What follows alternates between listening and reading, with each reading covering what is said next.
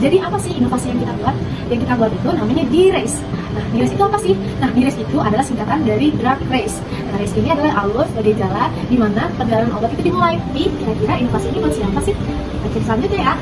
Jadi sasaran inovasi ini untuk orang-orang yang sudah bisa memakan obat dan juga untuk orang-orang yang sedang mempelajari farmakologi. Nah, teman-teman, kapan sih media pembelajaran inovasi ini bisa digunakan? Aku mau kasih tahu nih. Yang pertama itu, media pembelajaran ini untuk memudahkan seseorang agar dia tuh kan susah banget ya orang-orang zaman sekarang tuh mengkonsumsi obatnya tuh gimana. Jadi itu bisa digerus melalui media pembelajaran ini. Nah, untuk biasanya membuat mahasiswa itu biasanya pada saat media pembelajaran farmakologi gitu. Supaya apa? Supaya lebih mudah memahami dan menyenangkan. Tapi teman-teman, gimana aja sih kita bisa menggunakan media pembelajaran inovasi ini? Yang pertama, kita bisa menemukannya di perpustakaan. Dan yang kedua, kita bisa menemukannya di laboratorium. Nah, itu tadi penjelasan singkatnya. Tapi gimana sih cara kita menggunakan media pembelajaran ini? Kita lihat video selanjutnya ya. Cek kita guys! Terus maju. Ibu mundur sih. Ya ampun, gimana sih ini? Guys, rehan dulu ya. Lagi pusing banget ini. Ada minum obat kan? Iya, Ma. Nah, minum obat dulu ya. Minum obat apa, Ma? Ya ini obat batuk. Enggak. Ini kan susah digerus tau, Ma. Enggak mau, ntar nyangkut lagi. Ada kesel nggak mau. Enggak mau. Ica, lagi ngapain? Sam, ini gue lagi belajar farmakologi. Tapi susah banget tau, punya cara nggak sih biar kita gampang buat belajar farmakologinya? Oh, gue tau kok gimana cara buat gampang buat pahamin pelajaran ini. Ica, kita lihat dulu aja video ini nih.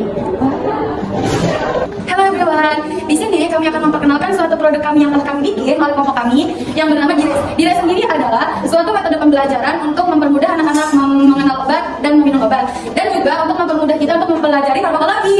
Kalau mau lihat alurnya, silahkan cek video selanjutnya. Dadah!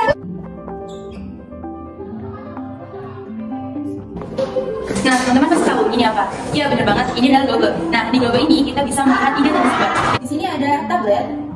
Terus, ini ada pil. Ini kapsul.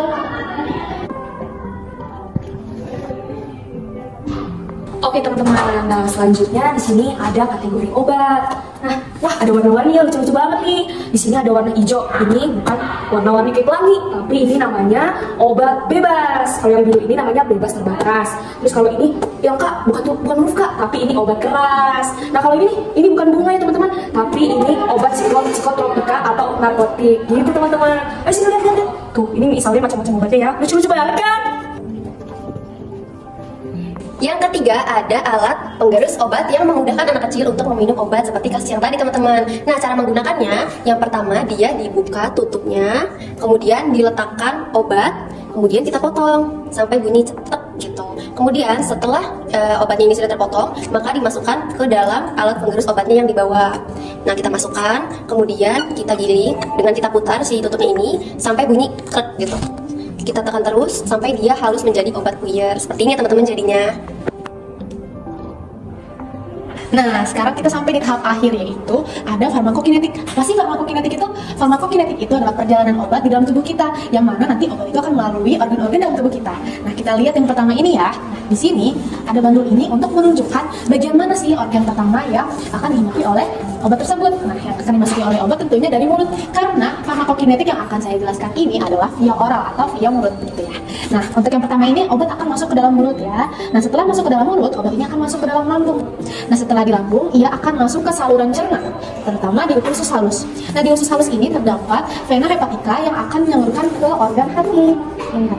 Nah, setelah dari organ hati, dia akan masuk ke organ jantung yang akan memompa darah ke seluruh tubuh, sehingga nantinya obat tersebut akan mengalir ke seluruh tubuh, terutama ke bagian yang akan dituju. Contohnya pada obat-obat yang untuk sakit nyerinya misalkan di kaki, dia akan langsung masuk ke kaki gitu ya.